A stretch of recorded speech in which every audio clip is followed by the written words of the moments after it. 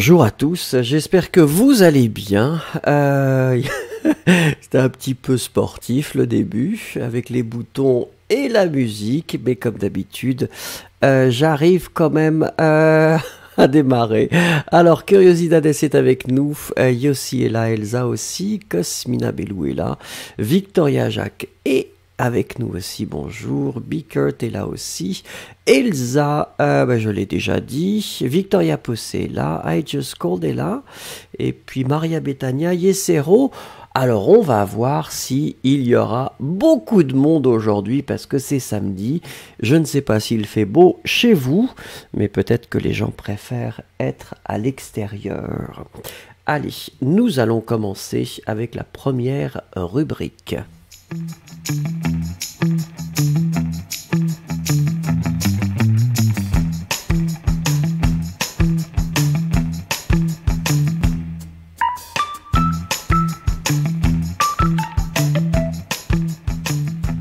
Alors très bien, Berilla est là, Ice Cubes aussi est là, Daria nous rejoint et Johnny est avec nous. Et nous allons commencer, comme d'habitude, avec la question du jour. Et la question du jour, c'est quel est votre plus grand défaut?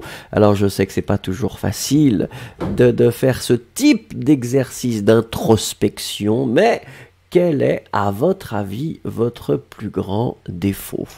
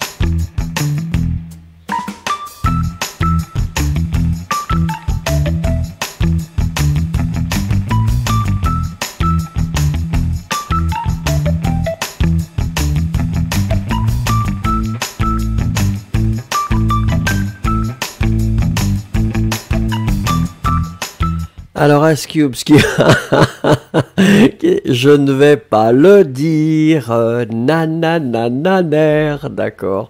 Elsa qui nous dit, je pense que c'est le fait que je suis impatiente. Ça c'est, on est tous impatients, Elsa, on est tous impatients. Il y a toujours un moment où on est impatient. Est-ce que c'est vraiment un défaut? Ça, c'est une autre question. Ensuite, Noura qui nous dit « Le plus grand défaut, c'est que je suis trop colérique, peut-être, et je n'ai pas de patience et trop sincère. » Alors Noura, être trop sincère, ça n'est pas un défaut. Non, c'est une qualité. À mon avis, la sincérité, c'est une qualité. I Just Called qui dit « Je suis toujours inquiet et je pense beaucoup. » Ouais, moi aussi. Moi aussi. Et je pense que peut-être ce n'est pas un défaut. Joseph qui nous rejoint. Bonjour Joseph. Tenez, si vous voulez nous dire quel est votre plus grand défaut, participez. Elsa qui dit « J'aime bien voir les résultats rapidement. » Oui, c'est normal. Moi, c'est pareil. Curiosidades. Mon plus grand défaut est de ne pas savoir quel est mon plus grand défaut. C'est bien aussi. Ensuite, Daria qui nous dit « Concernant mes plus grands défauts, j'admets que je suis très sensible et trop responsable. » Je suis pas sûr que ce soit des défauts, ça. C'est ça qui est intéressant quand on essaye de réfléchir à ces défauts. Être sensible, ça n'est pas un défaut, et trop responsable, je ne pense pas que ce soit vraiment un défaut. Bickert, je suis un peu impatient. toute chose doit être faite rapidement. Ben oui, c'est normal aussi, hein. Il faut de l'efficacité dans la vie. Aussi, je suis plus engagé dans le travail que dans la maison. Ah, ben oui, mais ça arrive aussi. Est-ce que c'est vraiment un défaut? Maria Bethania, j'ai beaucoup de défauts. Tout le monde, Maria Bethania, tout le monde a beaucoup de défauts dans le travail. Alors, attendez, pardon. Mais le plus grand, c'est la procrastination. Moi aussi. Moi aussi.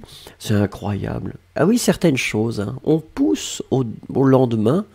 Et puis après, on attend très longtemps. Irène qui nous dit « Je manque de discipline ». Oui, bon, ça c'est pareil, c'est pareil. Johnny, je garde toujours des choses pour le faire plus tard. Oui, la procrastination, moi aussi. Victoria Jacques, oh, mon plus gros défaut est parfois que je n'ai pas beaucoup de patience. Je crois qu'on est tous pareils, hein, vous savez. La patience, peut-être que ça n'est pas quelque chose de naturel. Yesero, je n'ai aucun défaut. Je suis parfait. Alors sérieusement, je suis trop timide. Ça aussi, moi je suis un petit peu pareil. C'est toujours difficile de parler aux gens. Cosmina Bellou, trop analytique. Chaque chose, chaque mot, je les divise en 4. C'est une bonne chose aussi, ça plutôt. C'est une qualité peut-être, non?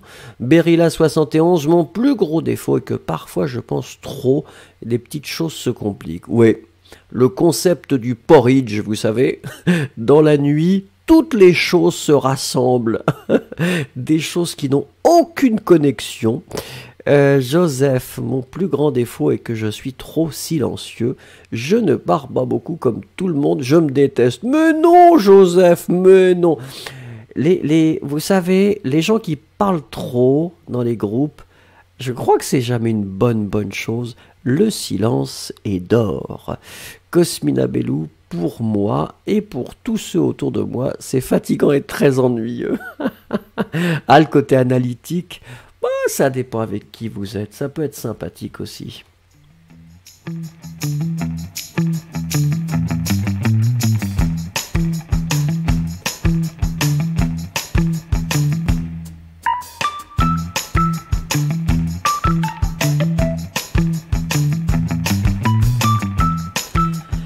Allez, une petite douceur pour tout le monde. Et la douceur du jour, regardez. Oh, je ne sais pas si vous avez eu l'occasion de goûter ça. C'est incroyable. C'est un cannelé. Alors, nous allons découvrir le cannelé en 3 points, comme d'habitude. Alors, c'est vrai qu'il n'est pas très joli d'apparence comme ça, mais il est, à mon avis, délicieux. Alors, la première chose, comme d'habitude, je vous demande d'écrire les mots qui manquent. Le cannelé est un petit gâteau bordelais à pâte molle et tendre, parfumé au rhum et à la vanille. Le cannelé est un petit gâteau bordelais à pâte molle et tendre, parfumé au rhum et à la vanille. Allez-y, écrivez les mots qui manquent, s'il vous plaît.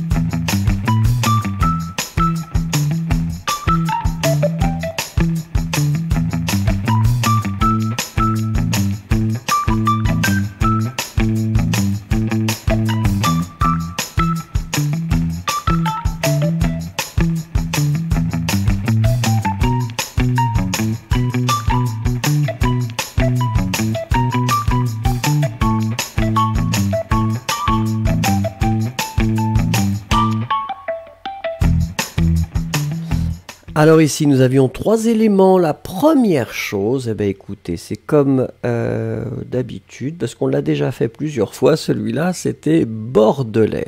Bordelais, souvenez-vous, c'est l'adjectif qui est lié à la ville de Bordeaux. Donc quelque chose qui vient de Bordeaux, eh bien, on va dire que c'est bordelais. Ici, eh bien, on le met au masculin parce que c'est gâteau, et gâteau c'est masculin, donc c'est bordelais. Si c'était féminin, ce serait bordelaise, d'accord? Donc ici, A-I-S. Ensuite, c'était pâte. Alors pâte, idéalement, vous mettez un circonflexe sur le A. Hein, tout simplement parce que vous savez, le circonflexe, c'est une indication que en ancien français, il y avait un S. Donc ça veut dire que pâte, en ancien français, c'était paste. Et vous voyez la connexion avec pasta en italien. Hôpital, avec l'accent circonflexe, en ancien français, c'était hospital. Hôtel, en ancien français, c'était hostel, etc., etc. Donc ici, vous avez un accent circonflexe sur le A, d'accord? Et puis, parfumé, alors en fait, parfumé est connecté à la pâte, d'accord?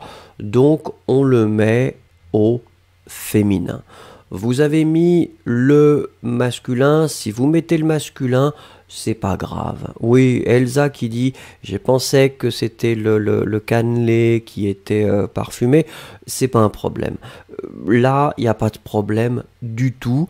Si vous mettez le masculin parce que vous pensez que c'est le cannelé qui est parfumé, bien sûr que c'est tout à fait acceptable.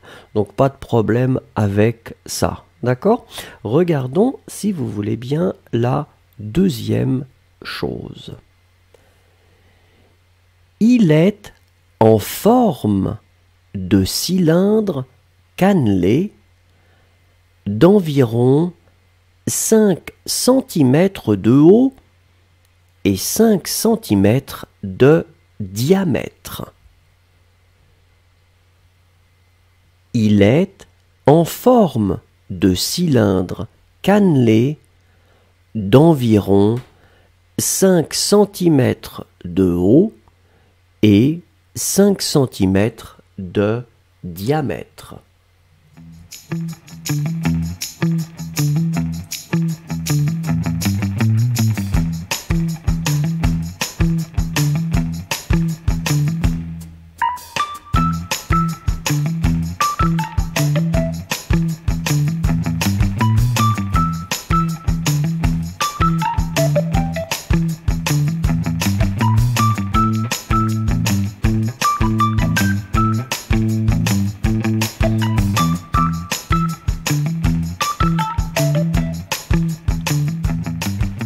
Alors ici, on avait 3 éléments. La première chose, vous l'avez parfaitement écrite, c'est forme. Donc forme, en général, c'est pas très difficile. F-O-R-M-E. D'accord? Donc ça, c'est la première chose. Alors après, le deuxième mot, c'était centimètre. Idéalement, centimètre doit être au pluriel. Hein, parce que vous voyez que vous avez 5. Et donc, bien sûr, 5, c'est plutôt pluriel. Donc, centimètre avec un S. Regardez pour l'accent. Si vous avez l'accent centimètre, le deuxième E, c'est avec un accent grave. D'accord? Bon, si vous mettez l'accent aigu, c'est pas une erreur terrible, hein, ne vous inquiétez pas. Et puis, l'autre chose, c'était le diamètre. Diamètre, vous savez, voilà, c'est la dimension, c'est pas le rayon, mais c'est la totalité. 2 rayons, ça fait un diamètre.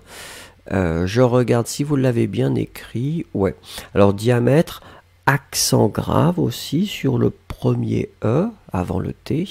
Et puis ici, c'était comme vous l'avez écrit en fait au singulier. Donc ça, c'était bien. Regardons maintenant la troisième chose concernant le cannelé. Oh, vous savez, quand je regarde la photo du cannelé, j'ai vraiment envie de le manger.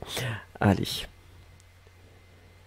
Il est cuit dans un moule originellement en cuivre qui lui donne une fine croûte caramélisée. Il est cuit dans un moule originellement en cuivre qui lui donne une fine croûte caramélisée.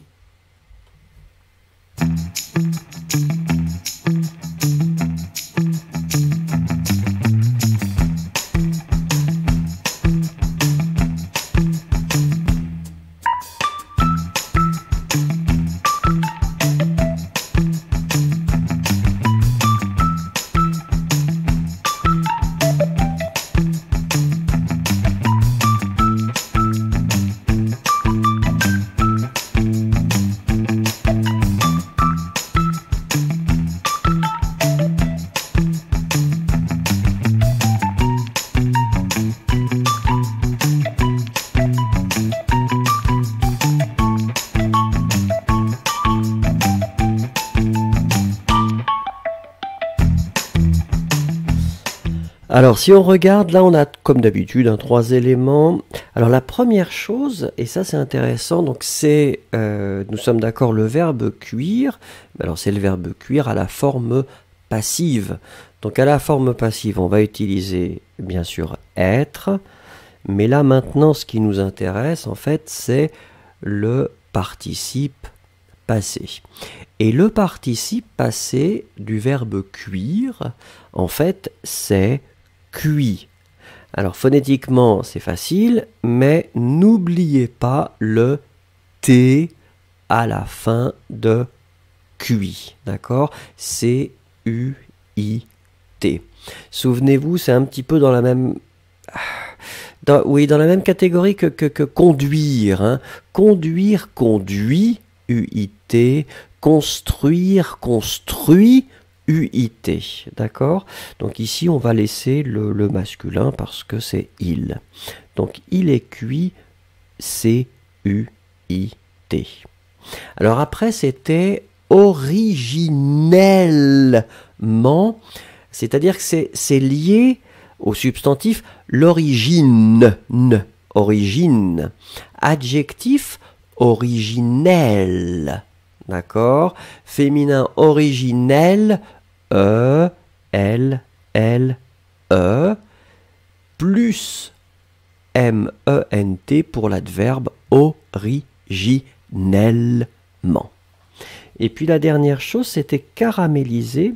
Alors caraméliser est clairement connecté à croûte. Alors vous voyez que croûte, comment dire, l'article c'est une, d'accord?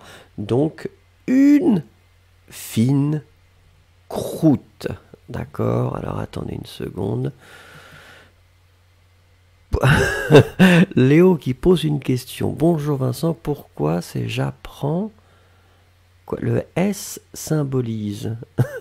Mais Léo, le S ne symbolise rien. C'est juste la conjugaison, Léo. J'apprends DS, tu apprends DS, il apprend D.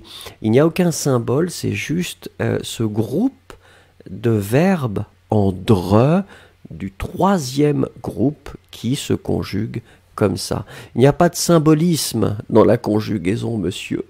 Aucun symbolisme. Voilà. Allez, si vous voulez bien, on va lire ensemble les 3 choses sur le cannelé. Première chose. Le cannelé est un petit gâteau bordelais à pâte molle et tendre, parfumé au rhum et à la vanille. Deuxième chose, il est en forme de cylindre cannelé d'environ 5 cm de haut et 5 cm de diamètre. Troisième chose, il est cuit dans un moule originellement en cuivre qui lui donne une fine croûte caramélisée. Si vous avez l'occasion d'aller à Bordeaux ou en général de goûter le cannelé, goûter, c'est délicieux.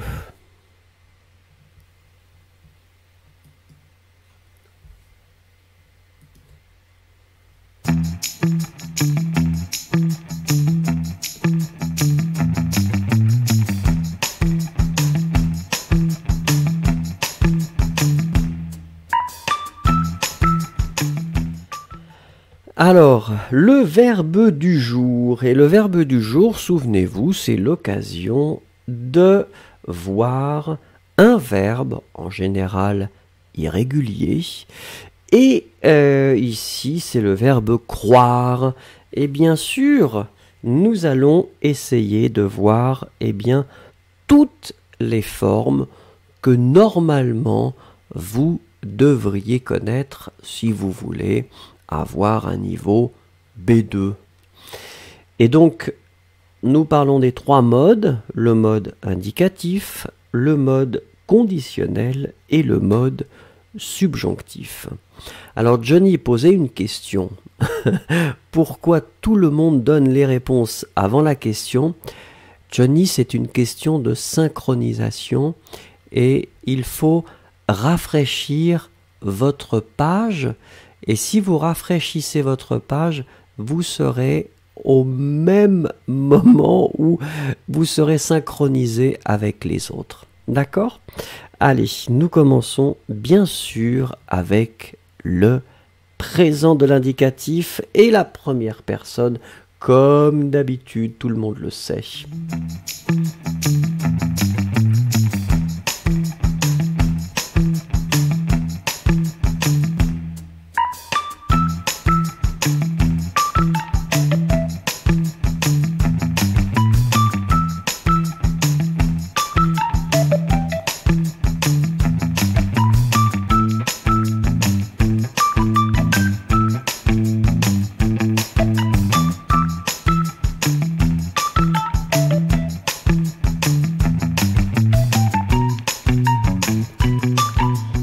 Alors, le verbe croire, comme nous le savons tous, c'est un verbe irrégulier du troisième groupe. Alors, pour l'instant, la forme du présent n'est pas très complexe, c'est je crois. Souvenez-vous, C-R-O-I-S. Donc, je crois, tu crois, même forme, il croit avec un T et pas un S. Nous croyons, nous croyons, vous croyez, vous croyez, il croit. Souvenez-vous, il croit au pluriel, C-R-O-I-E-N-T. E-N-T n'est pas prononcé, donc il croit au pluriel. Allez, on attaque comme d'habitude avec le futur simple. Première personne, s'il vous plaît.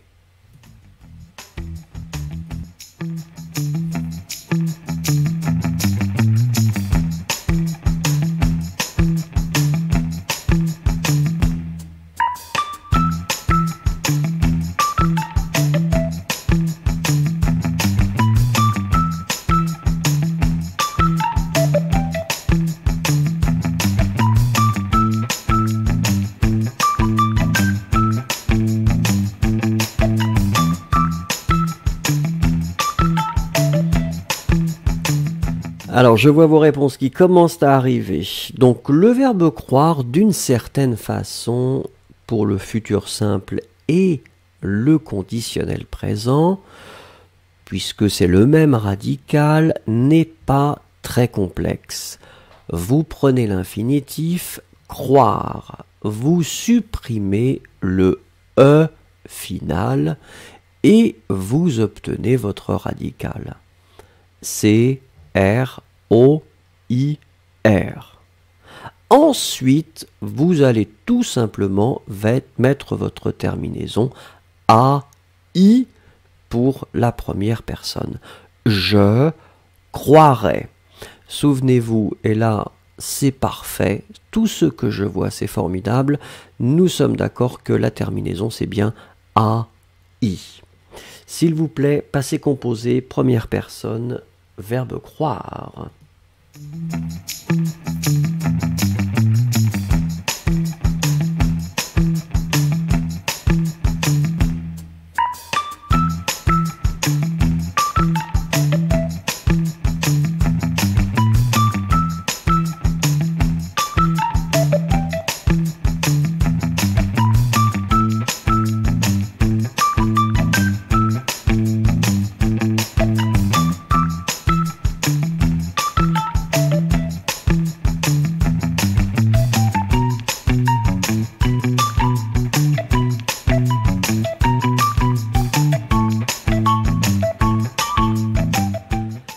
Alors là, la première chose qui est importante finalement, c'est de bien se souvenir que, eh bien, le verbe croire, pour les temps composés, va utiliser l'auxiliaire avoir.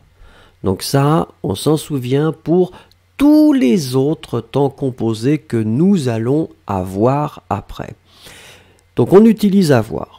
Pour le passé composé, on va utiliser avoir au présent. J'ai, et le participe passé du verbe croire, il est très très court puisque c'est cru, C-R-U. J'ai cru. On ne marque pas le féminin, on ne marque pas le pluriel en fonction du sujet. D'accord? J'ai cru. Voilà, c'est parfait. Ensuite, l'imparfait, s'il vous plaît. L'imparfait, forme je, comme d'habitude.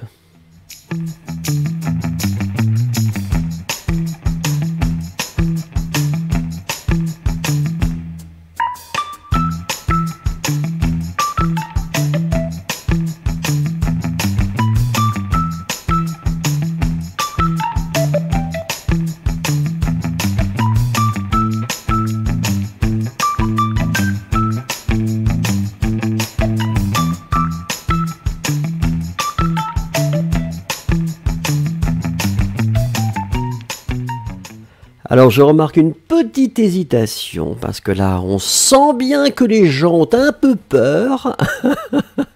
Alors oui, il n'est pas très très facile. Donc l'imparfait, effectivement, vous avez donné le bon radical. Je croyais, donc C-R-O-Y, ça c'est notre radical. Je croyais, tu croyais, il croyait. Nous croyions, donc vraiment il y a le YI, donc on est obligé de le prononcer quand même, croyions, un petit peu plus long. Vous croyez, il croyait, A-I-E-N-T. Il n'est pas très très facile pour l'imparfait, mais en tout cas c'était très très bien, donc pas de problème. Regardons, deuxième temps, composé, c'est le plus que parfait, nous y allons.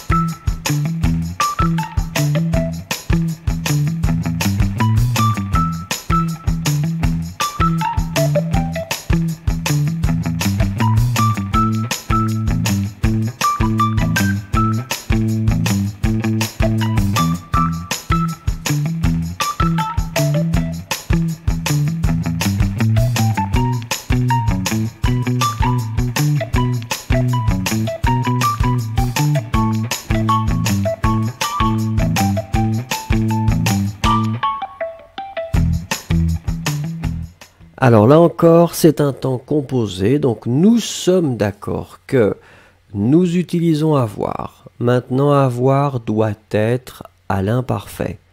J'avais, et puis nous allons mettre juste après notre participe passé cru. Même chose, on ne va pas marquer le féminin ou le pluriel ou le féminin pluriel en fonction du sujet. J'avais cru. Attention, Daniel Ferrari, le A de j'avais a disparu, je ne sais pas où, mais il n'était pas là, c'est pas grave. Allez, on attaque avec le troisième temps composé et c'est le futur antérieur. On y va.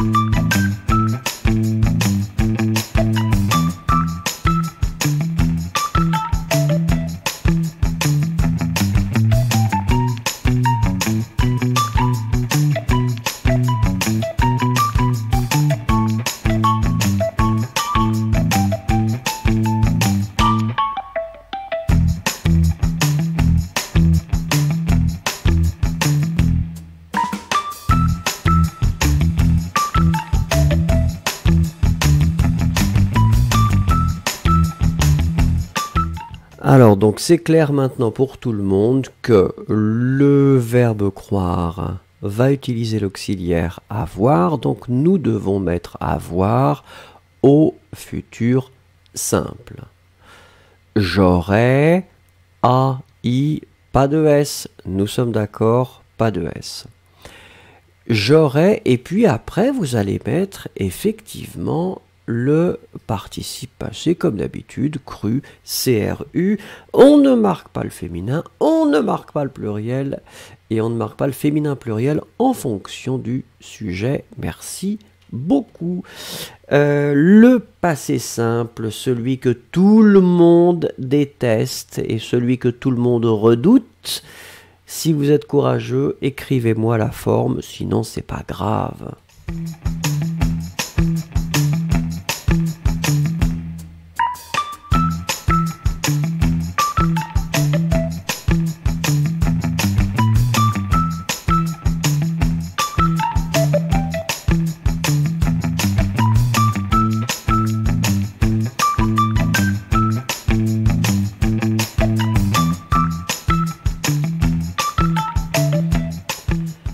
Alors nous pouvons très clairement remarquer que le fan club du passé simple devient de plus en plus grand puisque Cosmina Bellou fait partie du fan club du passé simple, Curiosidades aussi, et Yossi est le président du fan club du passé simple puisqu'à chaque fois ils ont des bonnes réponses et c'est très bien.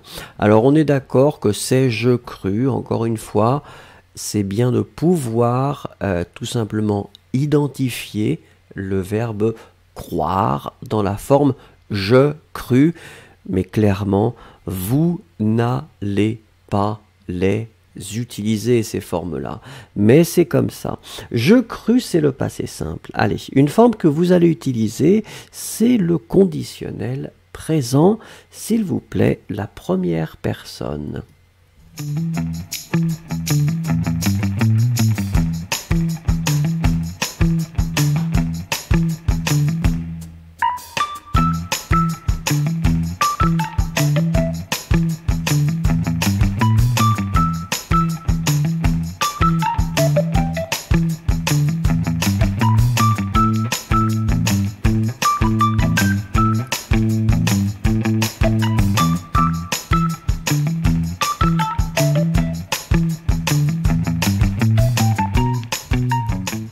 Alors, souvenons-nous que le radical, donc la racine du conditionnel présent, finalement, c'est la même que celle du futur simple.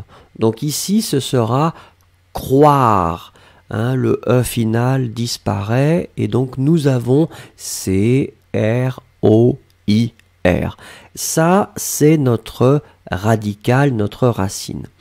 Après ça, nous allons ajouter la terminaison pour le conditionnel présent. Première forme, A-I-S. Je croirais. D'accord? La totalité, c'est je croirais, tu croirais, il croirait, elle croirait, nous croirions, différence pour le futur, hein, croirons futur, croirions conditionnel présent, vous croiriez, il, elle, croirait, A-I-E-N-T. S'il vous plaît, alors donc ça c'est un temps composé, hein, n'oublions pas, c'est le conditionnel passé, s'il vous plaît, le je.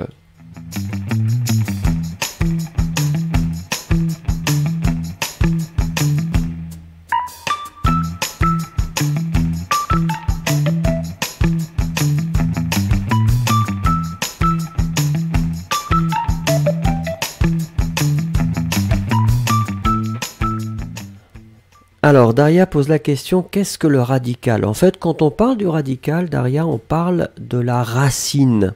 C'est-à-dire, on va parler de cette racine que vous utilisez et après, vous allez utiliser les terminaisons.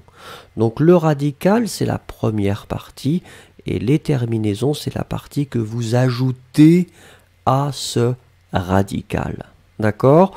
Donc on peut utiliser racine si vous préférez, mais en général, les Français utilisent le terme radical. Alors c'est au masculin, c'est-à-dire AL.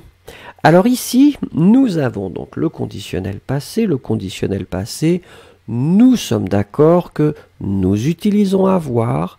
Nous allons utiliser avoir au conditionnel présent. J'aurais.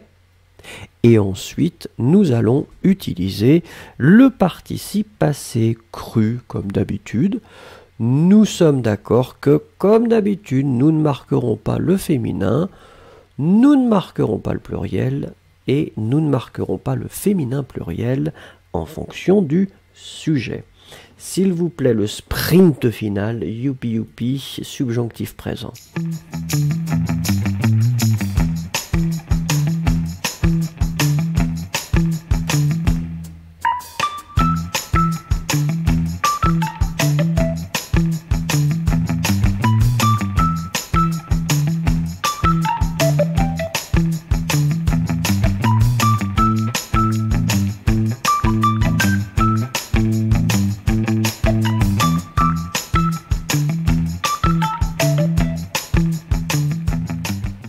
Alors effectivement, c'est I Just Called qui était en première position, mais qui a un doute et qui dit je crois avec un E. Ben oui, oui, oui. Alors, c'est ça qui est bizarre, hein, I Just Called. On prononce finalement comme le présent, parce que le S final ou le E final, on ne le prononce pas. Donc phonétiquement, c'est la même chose que le présent de l'indicatif. Mais le subjonctif, si vous regardez, effectivement, vous l'écrivez C-R-O-I-E. Et donc pas le S. Ça, c'est une erreur assez classique. Même les Français vont faire en général cette erreur. Donc, c'est pas la fin du monde, mais si vous voulez écrire parfaitement le subjonctif présent, que je crois, C-R-O-I-E. Et ce qui est formidable, c'est que en faisant les cours ensemble, maintenant, vous allez tous écrire mieux les formes que les Français. Donc félicitations. Allez, le dernier, c'est un temps composé, c'est le subjonctif passé. Allez-y.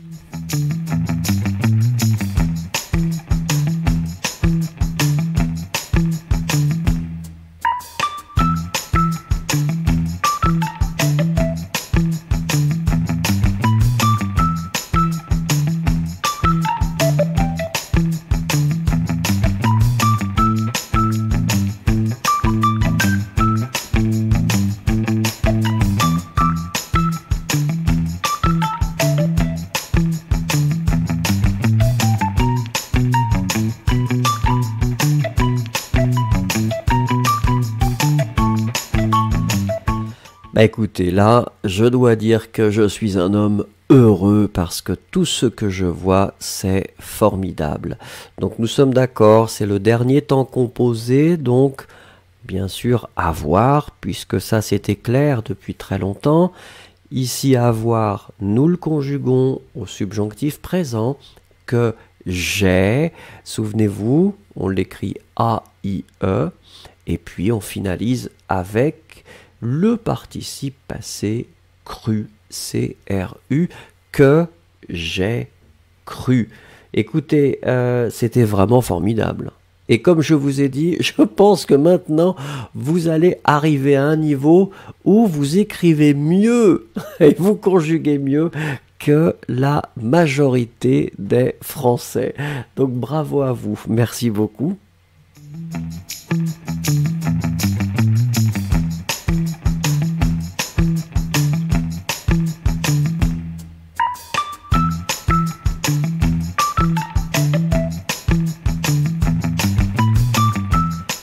Alors, comme chaque jour, c'est la photo du jour. Et aujourd'hui, j'avais trouvé, eh bien, cette photo.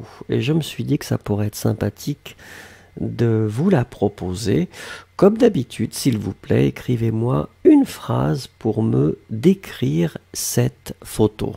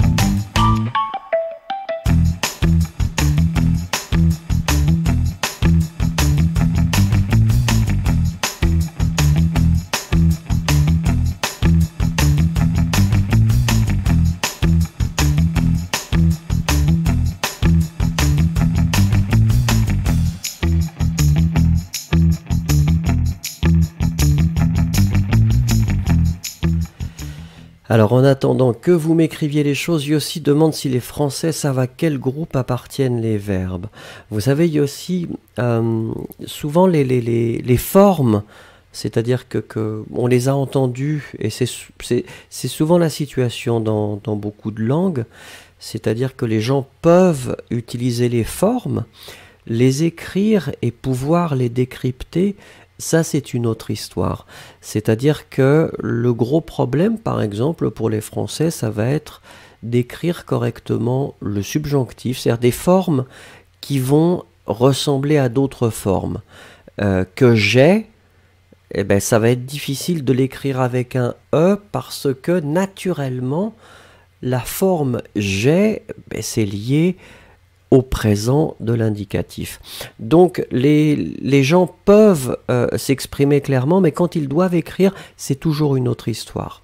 Voilà, je ne sais pas si j'ai répondu à votre question, Yossi, mais j'ai fait le maximum.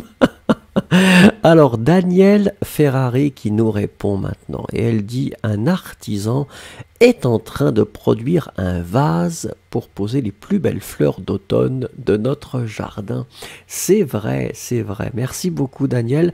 Bickert, je vois un artiste qui fait faites attention masculin, vase. Il est intéressant et difficile. C'est vrai que c'est difficile à faire.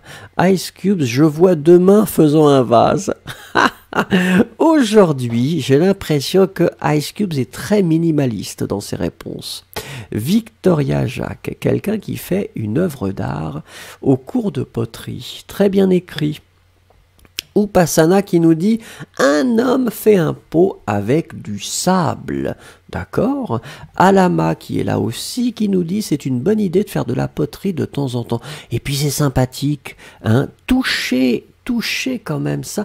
Il y a une sorte de plaisir, peut-être d'enfant, je ne sais pas, c'est vraiment agréable. Noha qui nous dit, d'après cette photo, je vois une personne qui fait une jolie poterie. P-O-T-E-R-I-E. Curiosidades, je vois un potier qui travaille, l'objet roulant représente le cycle de la vie. Nous devons façonner notre vie. Ce que j'aime bien avec Curiosidades, c'est qu'il y a toujours une dimension un peu philosophique, et ça, c'est vrai. Merci beaucoup, Curiosidades. Noha qui nous dit une jolie poterie. Attention, poterie, on écrit P-O-T-E-R-I-E. Le E avait disparu. Noha, c'est pas grave. Mélissa, cet artisan fait de beaux récipients. Très bien écrit aussi. Yesero, je vois un homme qui n'a pas peur de se salir les mains. Oui, c'est vrai, c'est vrai. Mais c'est sympathique à faire, même si on a les mains sales. Berilla qui nous dit, elle fait un vase d'argile, oui. Victoria Possé, je vois les mains d'un artisan, il modèle l'argile. Très bien écrit, Victoria Possé. Yossi qui nous dit, un artisan fait de la poterie avec sa main. En général, vous savez, Yossi, on va utiliser le pluriel, hein, ses mains. D'ailleurs, c'est intéressant, peut-être parce que tout simplement on en a deux et on suppose qu'on utilise les deux mains, mais c'est vrai qu'on utilise rarement le singulier. Et pourquoi, je ne sais pas finalement. Rajni, un artiste fait un vase avec beaucoup d'attention en le donnant, ou en lui donnant, attention, une belle forme. Elsa, je vois un homme qui est en train de produire un vase en argile. Très bien écrit. Liliana, le travail manuel est un art qui permet de se détendre complètement. Ça, c'est vrai. Liliana, ça, c'est vrai. Tous les travaux manuels sont formidables pour ça. Ça permet une sorte de détente incroyable. Daria, je vois un homme qui s'engage dans la poterie. C'est une activité très créative et relaxante qui aide à oublier toutes les mauvaises choses et à créer une belle cruche. Ben voilà, Daria, vous avez la même idée que Liliana et je suis d'accord avec vous. Cosmina Bellou, j'aurais appelé cette photo la genèse du monde. Le maître Dieu souffle de vie dans la poussière. Ah ouais. Ah yeah, ça va très loin la Cosmina quand même. Hein. Ça va loin, loin, loin. Rajni. Faire un vase. Ben écoutez, Rajni demande. C'est exactement ça. On utilise l'expression qui est faire un vase. Et puis Johnny nous dit un artiste avec un E qui donne la vie à un nouveau, attention, on va le mettre au masculin, c'est vase, c'est masculin, un nouveau vase.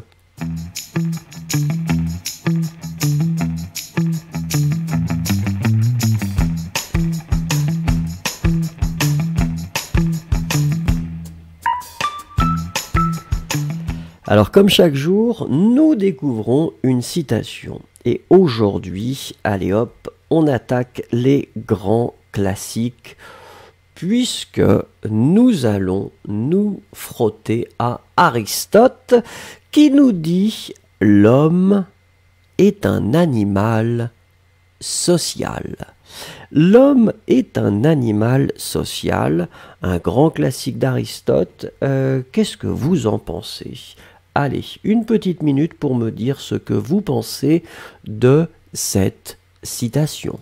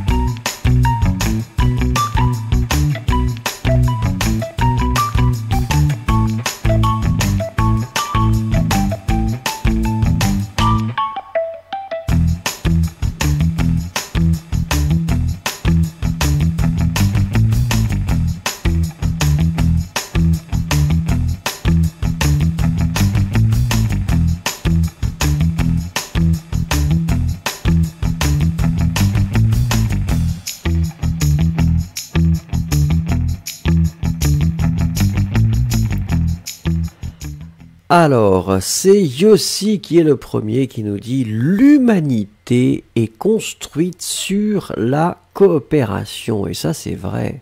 Ça, c'est vrai qu'on peut rien faire seul. On est obligé de faire les choses avec les autres. Léo, lui, nous dit Aristote était un animal social. Ah, Léo, lui, il attaque directement la personne. Alors, Alama qui nous dit singes ensemble fort, et il dit c'est ma citation de film préférée. C'est quoi comme citation, Alama? C'est une citation de La planète des singes, qui est probablement un de mes films préférés. Bickert qui nous dit oui, les gens peuvent penser, écrire et parler, etc., différents des animaux. Daniel Ferrari qui nous dit c'est vrai, on ne peut pas vivre tout seul. Nous ne sommes pas heureux pendant un complet isolement. Voilà, l'idée c'était un petit peu de faire une résonance avec le confinement, l'isolement que nous avons vécu, que nous vivons encore peut-être. Noah qui nous dit, c'est-à-dire que l'homme a une personnalité sociale et permet d'être socialiste. Alors peut-être pas socialiste parce qu'il y a une dimension politique, sociale avec tous les amis, tous les hommes animaux. Ah, je ne sais pas. J'ai pas envie de faire de politique, Noah. Curiosidades. Je pensais que la citation allait d'être de Coco Chanel. Mais je change. Je pense que c'est vrai. L'être humain est toujours en contact avec les autres. C'est pourquoi nous avons évolué technologiquement. Oui, mais Curiosidades, avec cette histoire de confinement, de distanciation sociale, il y a quelque chose d'intéressant qui se passe au niveau de l'humanité quand même. Yesero, cette phrase veut dire que les gens ont besoin de la compagnie et d'atteindre leur potentiel. Oui, c'est possible aussi. Elsa, je ne suis pas d'accord, cher Aristote, mais je pense que l'être humain est une créature beaucoup plus noble. Très bien, Elsa. Rajni qui nous dit « Qu'est-ce qu'on voit de nos jours? Tout le monde a envie de rencontrer ses amis. L'homme ne vit pas seul. » Très bien écrit, Rajni. Pépé Gilles qui nous dit « Je suis d'accord. Tout le monde doit vivre uni et ensemble. » Alors, Ice Cubes qui nous dit « C'est vraiment vrai. L'homme ne peut pas vivre sans les autres. S-A-N-S. Utilisation des applications sociales a augmenté pendant la pandémie à cause de ça. Bah oui, justement, c'était ça l'idée, oui. Upasana qui nous dit « J'espère que cette citation nous explique que les hommes cèdent beaucoup, qu'ils ne pensent plus à faire quelque chose, qu'ils juste font. » Qu'est-ce que vous voulez dire? Et l'expérience personnelle de l'autre par des femmes. Upasana, j'ai du mal à comprendre votre phrase. Excusez-moi. Victoria Possé, je ne sais pas si la société fait l'homme ou pas. Ah, ou peut-être que c'est l'homme qui fait la société, Victoria. Je ne sais pas. Daria, une personne a besoin des autres pour établir la communication dans une certaine mesure après avoir été avec les gens. Une personne ne peut avoir envie d'être seule sans la compagnie de personne. Très bien. Cosmina Bellou, je ne suis pas complètement d'accord. Je connais des personnes qui sont antisociales, mais pas dans un mauvais sens. Oui, simplement, ils se sentent mieux loin de la société qui les a déçus. Moi, je suis quelque part à mi-chemin. Oui, mais alors Cosmina, on pourra en parler de ça, parce que finalement, ça voudrait dire que être antisocial est une réaction, et que peut-être ça n'est pas naturel. C'est-à-dire que si quelque chose de terrible s'est passé, on peut devenir effectivement antisocial. Mais est-ce que naturellement on est antisocial? Ça, c'est une autre question.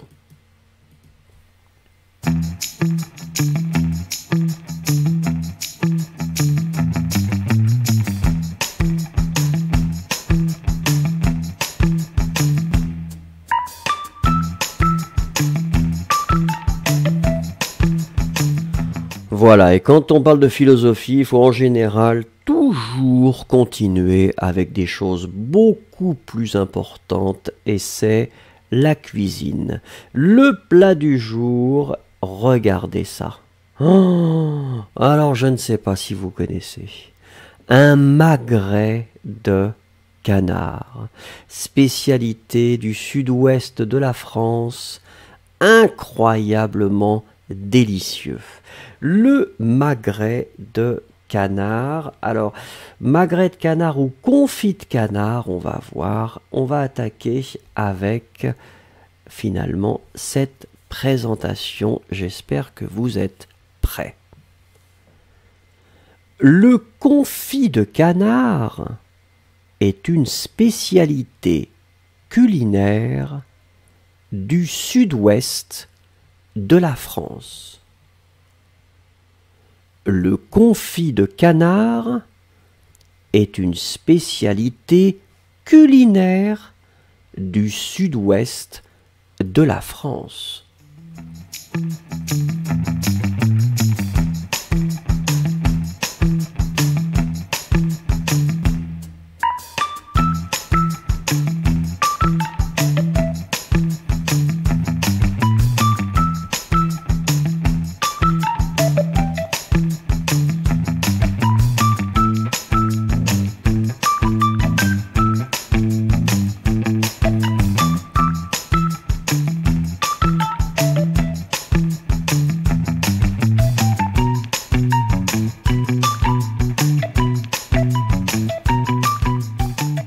Alors on avait trois éléments ici. La première chose, c'était un substantif, spécialité. Alors faites attention, hein, spécialité, donc même si c'est féminin, hein, donc ça finit avec E, accent aigu, donc ça n'est pas nécessaire de rajouter un E. Hein, donc c'est vraiment spécialité, E, accent aigu. Après ça, la deuxième chose, c'était un adjectif. L'adjectif, c'est culinaire. Culinaire, en fait, la forme au masculin ou au féminin, c'est la même forme, c'est U-L-I-N-A-I-R-E.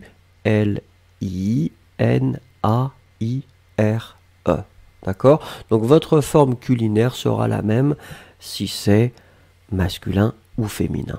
Et puis l'autre chose, c'était ouest. Hein, donc j'avais envie de tester un petit peu parce que parfois c'est un petit peu difficile de l'écrire, mais ouest, hein, on l'écrit vraiment O-U-E-S-T. D'accord, très bien. J'avais vu que Daniel Ferrari avait dit oui, c'est délicieux. C'est vrai que si vous êtes à Toulouse, c'est pas loin quand même. Hein. Et c'est vrai, vous avez de la chance parce qu'à Toulouse, il y a tellement de choses incroyables à manger. Alors, nous continuons avec la deuxième chose. La viande est cuite pendant au moins 2 heures dans la graisse chaude entre 70 et 80 degrés. La viande est cuite pendant au moins 2 heures dans la graisse chaude entre 70 et 80 degrés.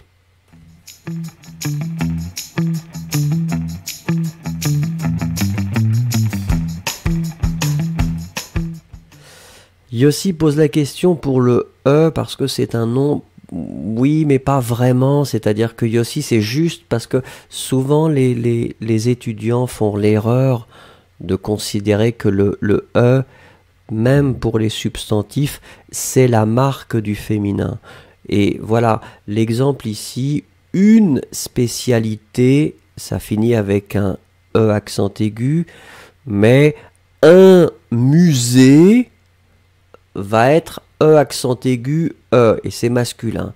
Donc pour les substantifs, ça n'est pas une règle, vous voyez, mais souvent les étudiants font l'erreur de considérer que la règle qui s'applique pour les adjectifs s'applique aussi pour les substantifs. Et ça, c'est une erreur assez classique. Alors, regardons maintenant les trois éléments que nous cherchions. La première chose, eh bien, c'était cuite. Ah, donc là, nous sommes d'accord que finalement, cuite, c'est lié au verbe cuire. Donc, nous avons ici l'adjectif, c'est C-U-I-T, et vous allez mettre le féminin, puisque viande est féminin, cuite. D'accord ? Deuxième chose, c'était là aussi un adjectif, et l'adjectif, c'est chaude. Et donc là, encore une fois, graisse est féminin, donc votre adjectif, chaud, c'est H-A-U-D, doit être au féminin, donc avec un E final, c'est H-A-U-D-E, chaude. Et puis la dernière chose, c'était degré. Alors degré en général, il n'y a pas de problème, faites attention, on va mettre un S, puisque quand même c'est 70 ou 85, donc c'est quand même le pluriel. Donc D-E-G-R-E accent aigu S. Et regardons la dernière chose à ce sujet. Elle est ensuite mise en bocaux recouverte de graisse, de telle sorte que l'air ne puisse pas entrer. Elle est ensuite mise en bocaux et recouverte de graisse, de telle sorte que l'air ne puisse pas entrer.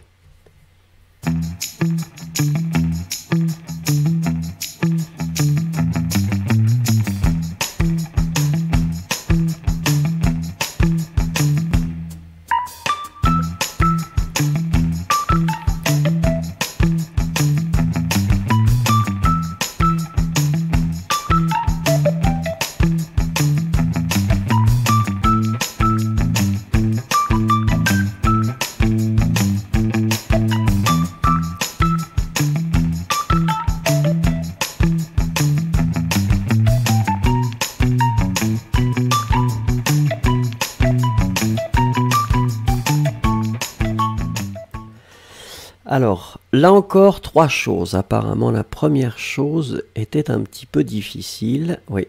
Alors, un bocal, c'est finalement un synonyme de récipient, mais c'est surtout un récipient qui peut être hermétiquement fermé. Donc, vous pouvez fermer ce récipient et être sûr que l'air ne rentre pas. Donc ça, c'est ce qu'on appelle un bocal. Et alors réfléchissez, finalement, bocal, c'est un petit peu comme animal. Souvenez-vous, un animal, A-L, des animaux, A-U-X. Un bocal, B-O-C-A-L, des bocaux, B-O-C-A-U-X.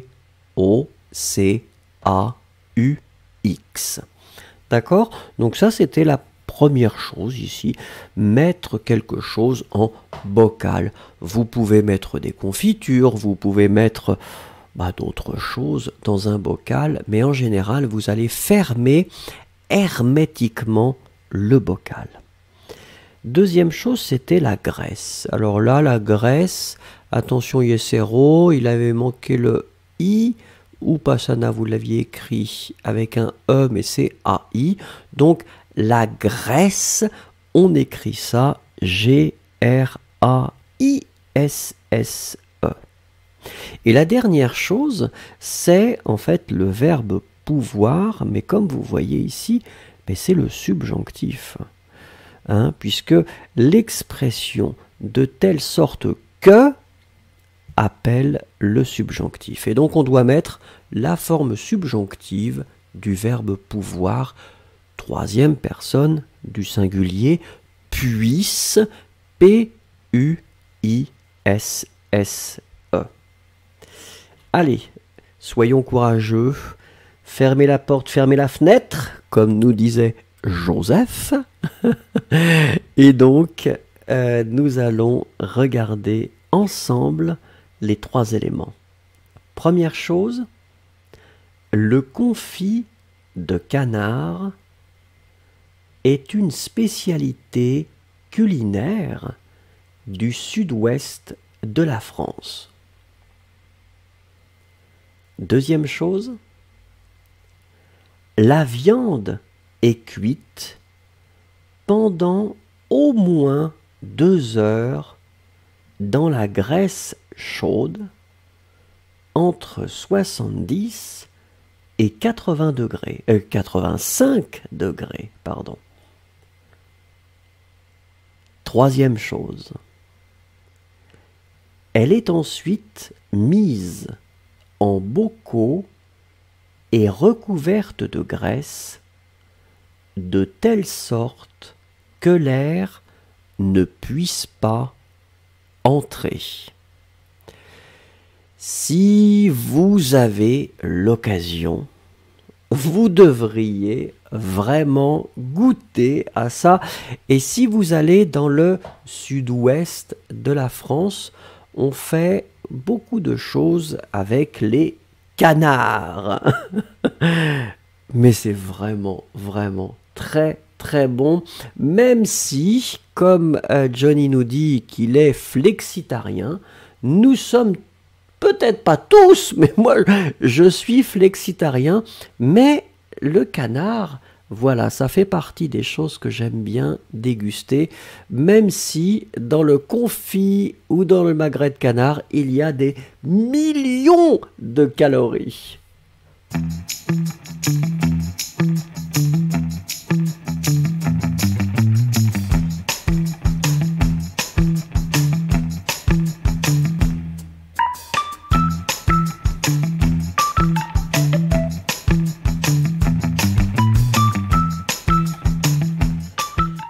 Allez, la dictée du jour, nous sommes d'accord que nous allons couvrir les 3 niveaux et nous allons couvrir le donc niveau A1, A2, B1 et B2.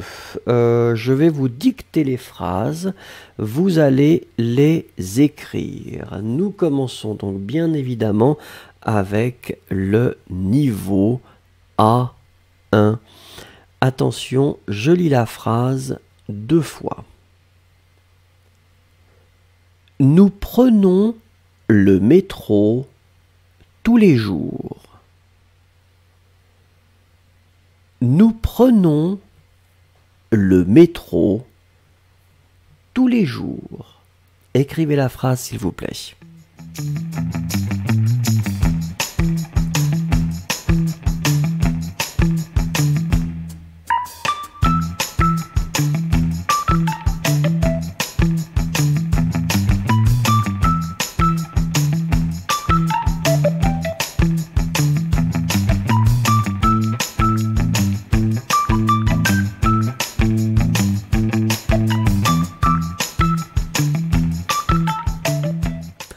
Alors Elsa qui était très enfant, mais attention, tout, regardez ici, normalement vous devez l'écrire avec un S. Donc tous les jours, votre tout doit être en fonction de les jours, donc T-O-U-S. Je regarde les autres réponses qui arrivent tranquillement, mais sûrement. Curiosidades, attention, tous les jours, T-O-U-S, L-E-S et jour. Daniel Ferrari, même chose, T-O-U-S, s'il vous plaît. Victoria Jacques, je pense que vous avez eu un petit problème, c'était les jours, L-E-S. Ensuite, je mentionne uniquement les erreurs, donc les personnes que je ne cite pas, en général, tout va bien. Victoria Possé, tout T-O-U-S, les, L-E-S, jour, J-O-U-R-S. Ensuite, métro, attention Irène. Métro, c'est avec un O, d'accord? Et faites attention, la dernière personne, alors je ne sais pas exactement quel est votre nom. Nous prenons le métro, tout, T-O-U-S, les, L-E-S, jour, J-O-U-R-S.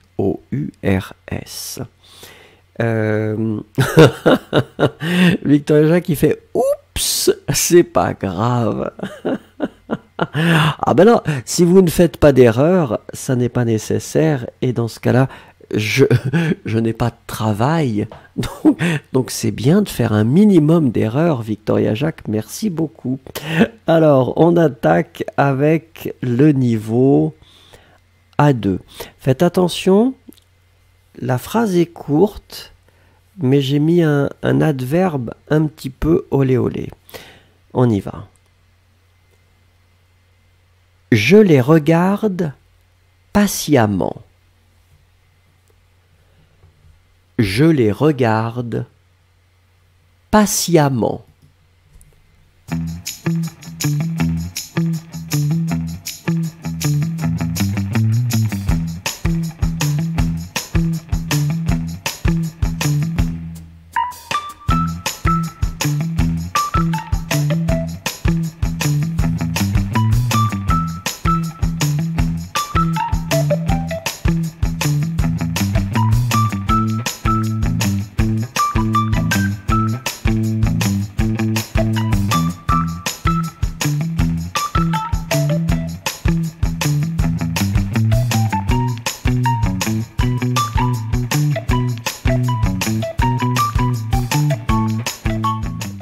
Alors là, je vois que ça commence à arriver. Effectivement, c'est toujours très intéressant parce que j'ai essayé de bien prononcer quand même le pronom.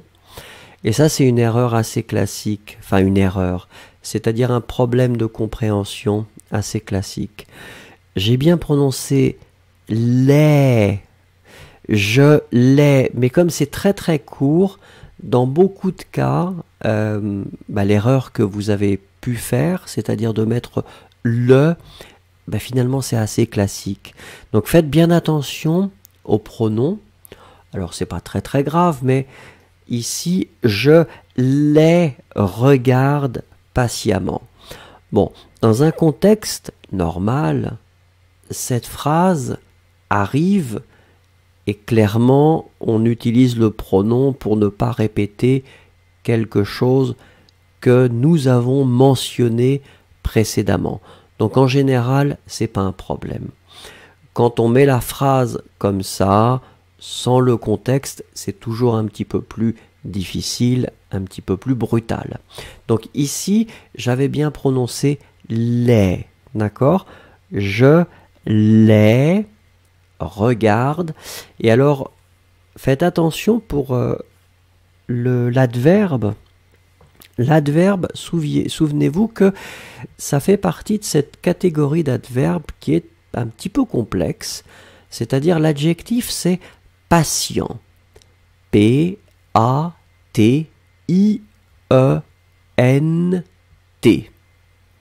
Féminin patiente.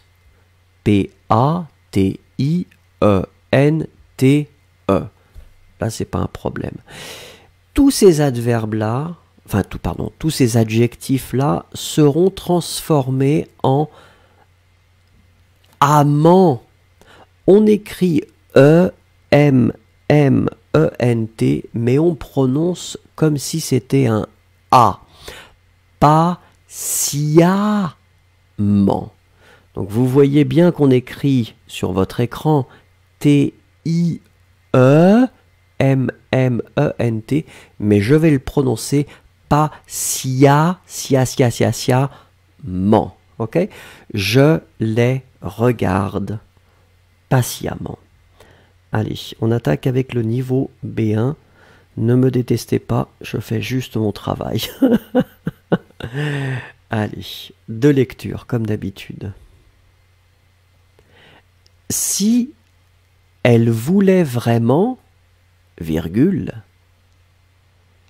elle pourrait réussir à le faire. si elle voulait vraiment, virgule, elle pourrait réussir à le faire. Écrivez.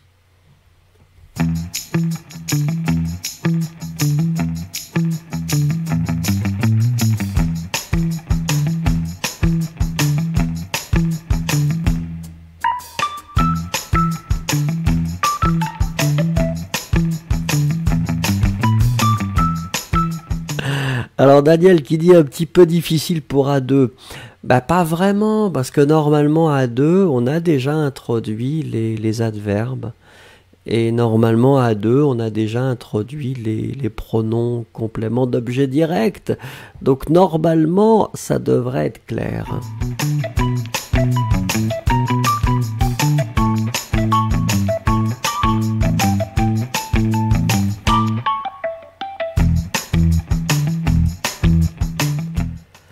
Alors ici, j'avais envie d'introduire, bien sûr, une structure avec si plus l'imparfait, si elle voulait, virgule, conditionnel présent. Donc ici, le conditionnel présent, c'est le verbe pouvoir. Et donc la forme du conditionnel présent, c'est elle pourrait, P-O-U-R-R-A-I-T. D'accord? Donc, si elle voulait vraiment, virgule, elle pourrait réussir à le faire. Jusqu'à maintenant, tout ce que j'ai vu, c'est correct. Alors, attendez. Faites attention, Beryl à 71, elle pourrait avec un T et pas un S. Les autres, écoutez, les autres c'est à peu près correct. Victoria Possé qui n'avait pas entendu le voulait. Donc voulait, Victoria Possé, c'est le verbe vouloir à l'imparfait. D'accord? Vous savez la structure, comme j'ai expliqué, si plus imparfait, et après c'est conditionnel présent. Elle pourrait, P-O-U-R-R-A-I-T. D'accord? Allez, soyons courageux et attaquons le B2. B2, on y va de lecture. Je ne pense pas qu'il veuille faire la fête avec nous. Je ne pense pas qu'il veuille faire la fête avec nous.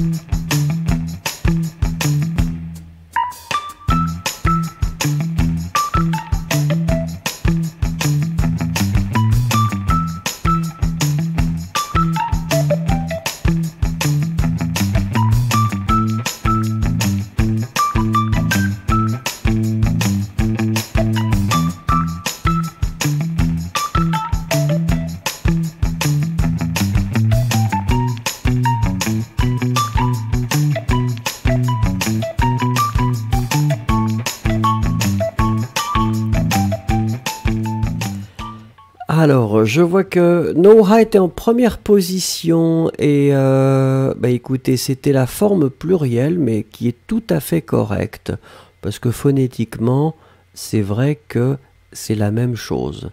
Donc, les autres ont décidé d'aller sur le singulier, comme j'avais écrit, mais le pluriel était tout à fait possible.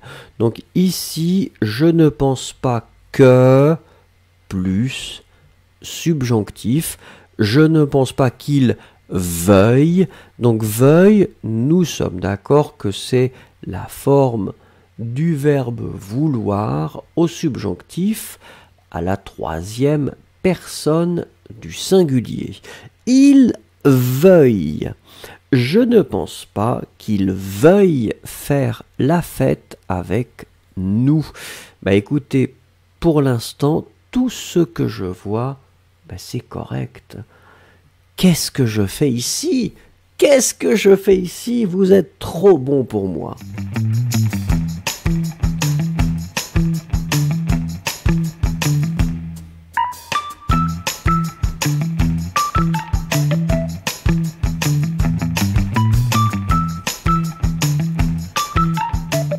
Alors comme chaque jour, la peinture du jour, et aujourd'hui nous allons découvrir une peinture d'Henri Rousseau.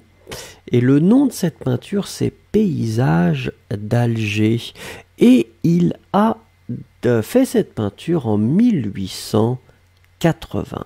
Tenez, allez-y, une petite phrase, s'il vous plaît, pour me décrire cette magnifique peinture.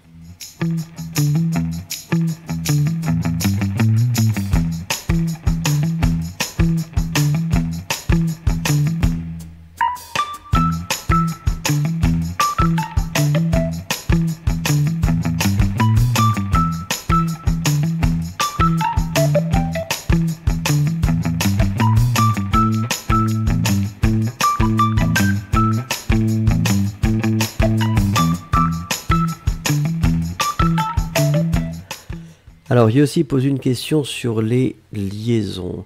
Yossi, pour des raisons pratiques et pour aussi des raisons pédagogiques, quand certaines liaisons sont facultatives, je ne les fais pas systématiquement pour que tout le monde puisse comprendre les mots.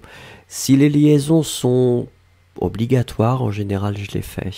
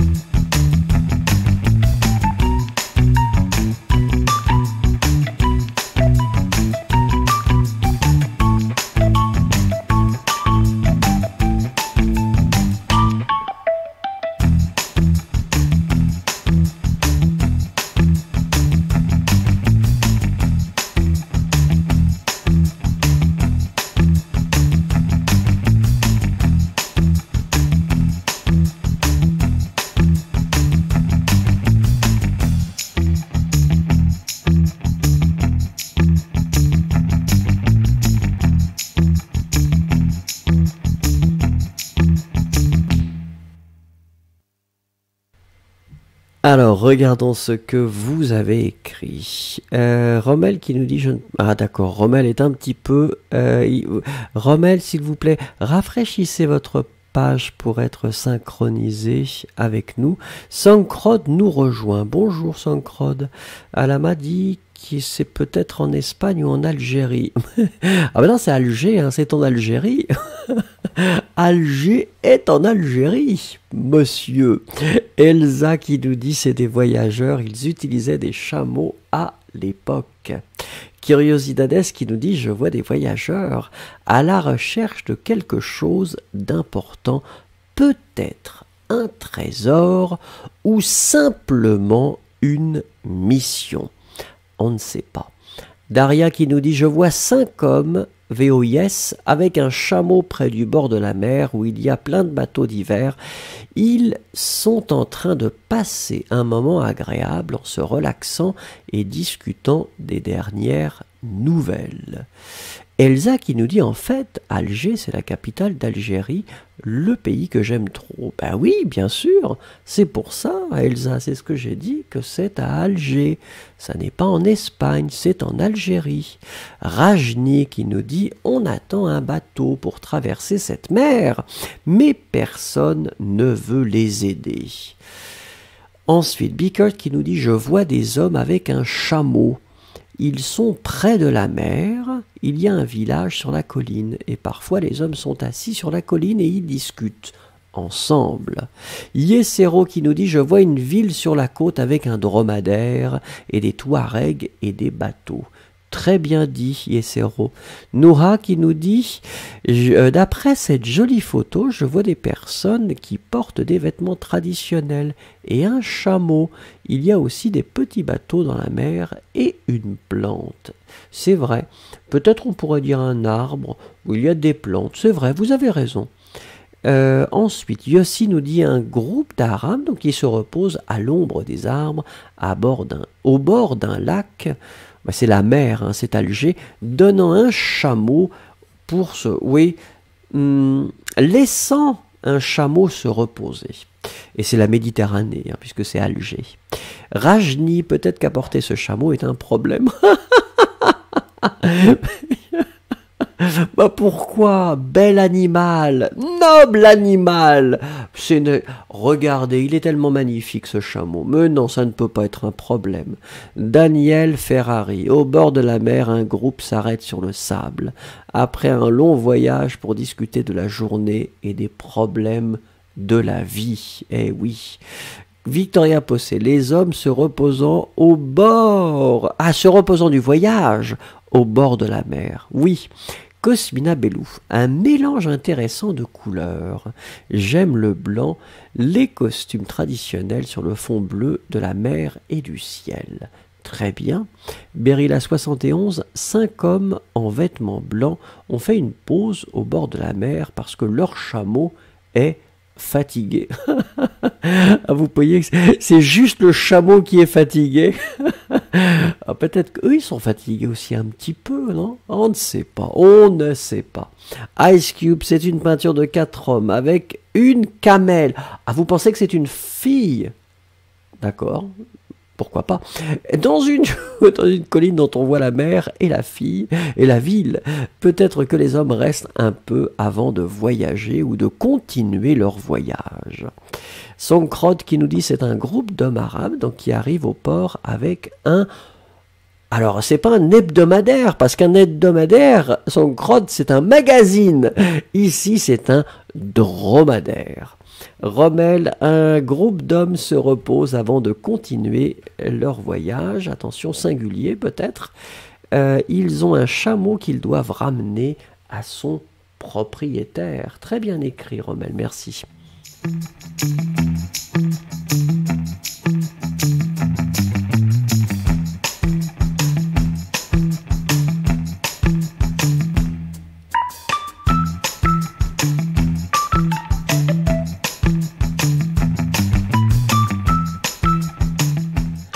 Alors, comme pas chaque jour, mais souvent, nous voyons la personne du jour. Et la personne du jour, c'est quelqu'un d'assez important, que vous connaissez peut-être, ou peut-être pas, et c'est pas grave, elle s'appelle Louise Bourgeois. Nous allons vous présenter, découvrir Louise Bourgeois en 4 points. Et nous attaquons avec la première chose. Louise Joséphine Bourgeois est née à Paris le 25 décembre 1911 et est morte à New York le 31 mai 2010. Louise Joséphine Bourgeois est née à Paris le 25 décembre 1911 et est morte à New York le 31 mai 2010.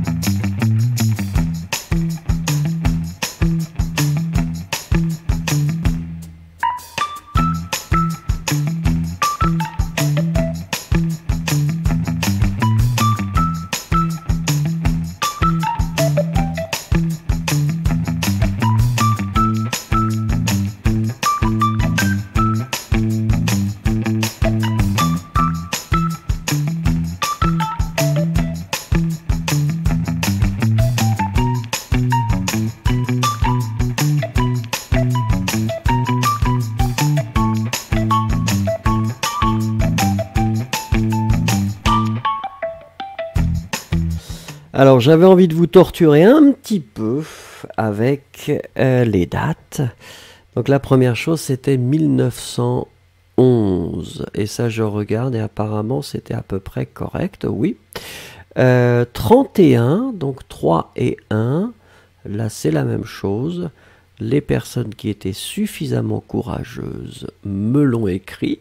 Il y a des personnes qui ont préféré faire une pause, aller chercher un café ou quelque chose.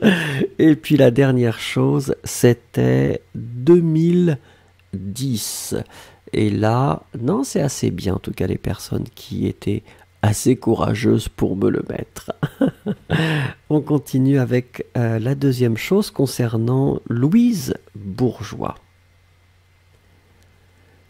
Bien que née en France, Louise Bourgeois a passé l'essentiel de sa carrière artistique à New York.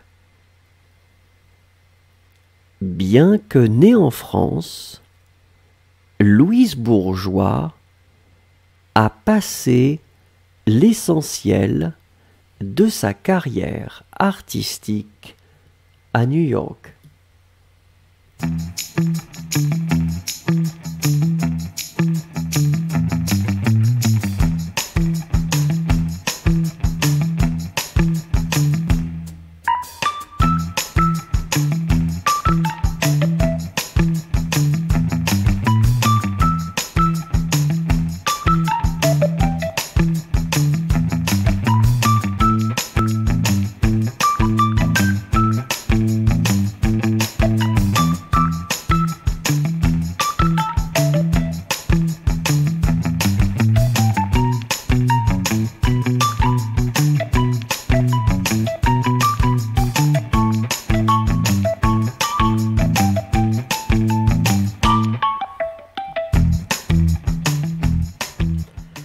Alors, 3 éléments à trouver ici. Écoutez, la première chose, c'était le verbe passer. Alors, le verbe passer, il est un petit peu bizarre, effectivement, mais ici, dans ce cas-là, on va l'utiliser avec l'auxiliaire avoir. Et donc, regardez, on va l'utiliser uniquement au participe passé. Donc, accent aigu, L, A, passé. L'essentiel, n'oubliez pas les deux S, et là pour l'instant c'est clair, et à la fin c'est I-E-L. L'essentiel, ne mettez pas de forme féminine ici, ça n'est pas nécessaire. Et puis le dernier mot c'était carrière, donc C-A-R-R-I-E, accent grave, R-E. D'accord, donc c'est sa carrière, donc c'est féminin. Allez, on passe au troisième élément, si vous voulez bien. Elle est surtout connue pour ses sculptures et ses installations monumentales, mais pratique également la peinture et la gravure. Elle est surtout connue pour ses sculptures et ses installations monumentales, mais pratique également la peinture et la gravure.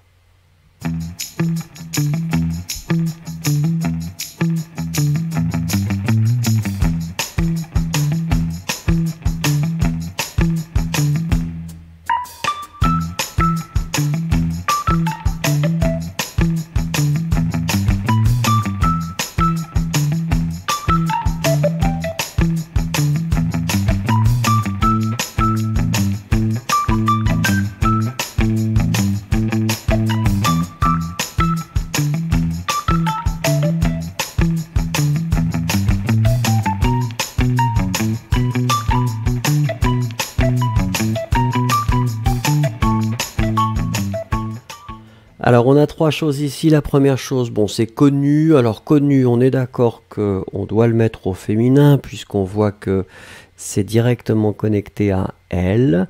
Donc c'est O-N-N-U-E.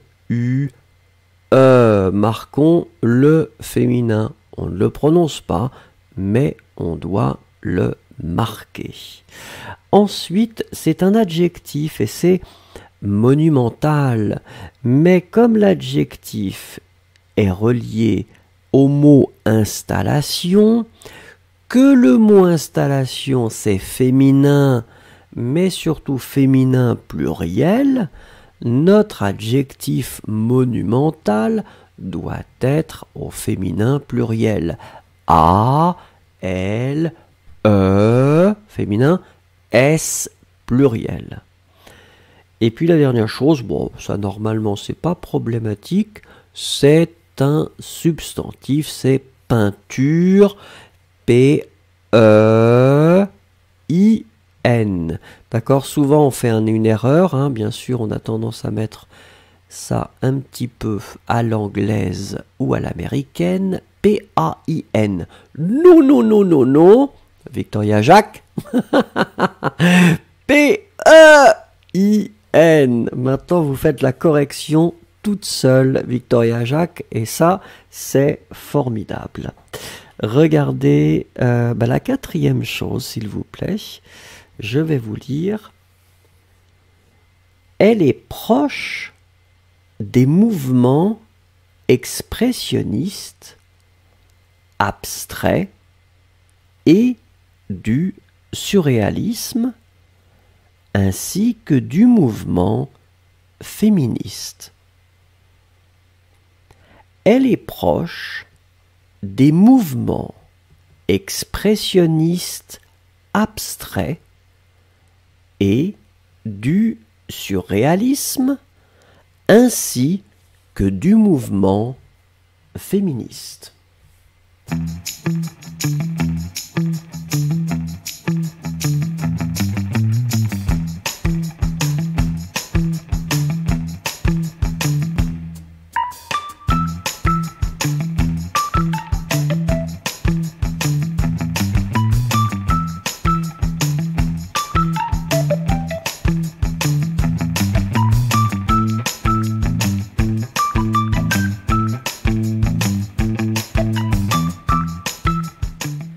Alors ici nous avons trois éléments, donc la première chose c'était proche. Proche doit être effectivement en fonction du sujet qui est elle. En fait ça ne change pas puisque proche au masculin ou au féminin c'est la même forme. Donc P-R-O-C-H-E. Alors ensuite, c'est un adjectif, et là l'adjectif c'est abstrait. Cet adjectif, on va le mettre au masculin pluriel parce qu'il est connecté directement à mouvement. Mouvement, c'est masculin. Et donc ici c'est pluriel. Donc abstrait finit avec un S, la marque du pluriel. Et la dernière chose, c'était un adjectif qui est féministe. Alors féministe, c'est un adjectif qui de toute façon sera aura la même forme au masculin ou au féminin. Hein, donc ça finira T-E. D'accord ? Regardons ensemble et faisons la lecture de ces quatre petites choses. Première chose, lisez avec moi s'il vous plaît. Louise Joséphine Bourgeois est née à Paris le 25 décembre 1911 et est morte à New York le 31 mai 2010. Deuxième chose. Bien que née en France, Louise Bourgeois a passé l'essentiel de sa carrière artistique à New York. Troisième chose, elle est surtout connue pour ses sculptures et ses installations monumentales, mais pratique également la peinture et la gravure. Quatrième chose, elle est proche des mouvements expressionnistes abstraits et du surréalisme, ainsi que du mouvement féministe.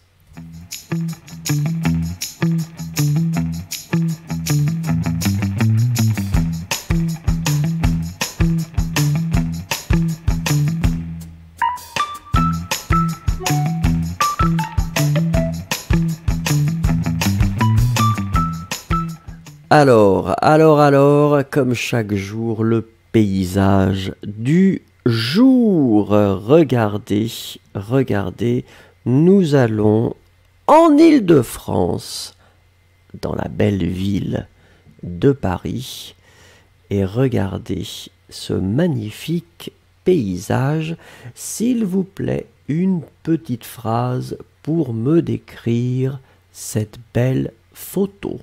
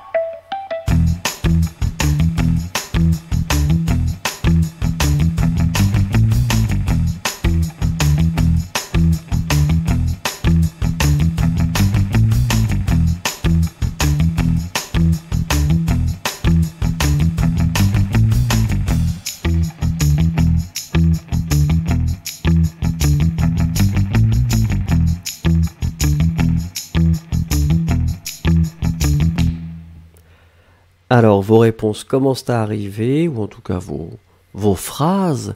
Noura ou Noha qui nous dit « Oh, c'est un magnifique pays, j'aimerais vraiment un jour visiter, c'est mon rêve. » Pas de problème, ne vous inquiétez pas, ça va arriver.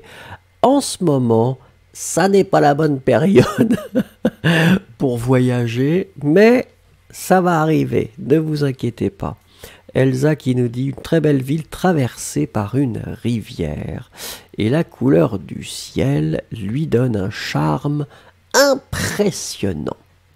Sancrotte qui nous dit si c'était moi qui a pris cette photo, je serais à Notre-Dame de Paris. C'est vrai. Malheureusement, actuellement, c'est un petit peu difficile de reprendre cette photo. Upasana qui nous dit je vois seulement un monument célèbre, la tour Eiffel, c'est l'amour. Yesero qui nous dit c'est une belle vue, attention en deux mots, un bel adjectif et vue, de Paris. On peut voir la tour Eiffel en arrière-plan. Berilla qui nous dit Paris la nuit, d'accord. Rommel qui nous dit je vois une ville divisée par la Seine. Elle me semble pas de S, bien animé et on peut aussi remarquer au loin ce qui paraît être la tour Eiffel. Je crois qu'il s'agit de Paris. Oui. Et sur le côté, vous voyez la Défense.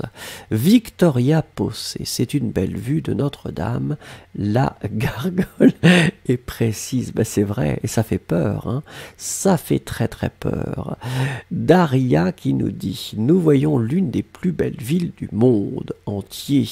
Des bâtiments modernes, la tour et la rivière. C'est une bénédiction d'avoir une telle vue de l'endroit. » Actuellement, Daria, c'est difficile parce que c'est une photo prise de Notre-Dame et c'est pas possible de rentrer et d'aller tout en haut de Notre-Dame pour l'instant. Un jour, ce sera possible. Daniel qui nous dit la belle Paris, la ville lumière, vue d'une cathédrale, probablement Notre-Dame de Paris qui est au bord de la rivière de la Seine. Oui. C'est pas aussi beau que Toulouse, mais quand même, c'est pas mal. Victoria Jacques, une belle photo prise à Paris. Je souhaite que ce soit mon point de vue en ce moment. Ah oui, mais un jour, Victoria Jacques, un jour, ça va arriver. Il faut être patient. Rajni qui nous dit un magnifique soir, beau ciel avec des couleurs touchantes. Je vois la tour Eiffel très très loin. Un jour je visiterai cette belle ville. Oui. Vous savez ce qui est très très amusant à Paris, enfin si on compare avec d'autres villes, c'est que on peut quand même marcher. Et c'est ça qui est bien, c'est que la tour Eiffel semble loin, mais vous pouvez marcher. C'est-à-dire que c'est possible de Notre-Dame de marcher jusqu'à la tour Eiffel. Ça prend un petit peu de temps, mais c'est possible. Et ça, c'est sympathique. Ensuite, Rajni qui nous dit... oui, c'était... Non, pardon, je l'avais dit. Ice Cubes, une belle photo d'une soirée à Paris. Je veux voir la rivière avec le Pont Neuf et la tour Eiffel, assez petit comme ma main. Oui, mais surtout les pâtisseries. Surtout les pâtisseries. La tour Eiffel, pouah, ça c'est toujours là, mais les pâtisseries, Yossi, c'est une très belle soirée à Paris. On voit la rivière avec ses ponts, loin la tour Eiffel, s'étend qui est très visible. Oui. I Just Called nous dit vue de la ville depuis l'église Notre-Dame. Ouais, c'est vrai. C'est vrai, c'est vrai. Cosmina Bellou, Paris est la plus belle ville du monde. Ah ben oui, mais vous n'êtes pas objective. Je le sais maintenant, ça c'est indescriptible. Mais pour dire quelque chose, je me demande qui est la proie de la petite bête que je vois au coin. C'est vrai que c'est de l'huile bouillante qui sortait de leur bouche pour protéger Notre-Dame des assaillants. Mélissa, cette photo me rappelle que la Suisse vient de déclarer l'Île-de-France comme zone rouge du coronavirus, donc je ne peux pas y aller. Dommage. Oui, oui. Alors tout est relatif, hein, Mélissa, hein, c'est-à-dire que la Suisse est également une zone rouge pour d'autres pays. Et le pays où je suis actuellement considère que la Suisse est déjà un pays en zone rouge.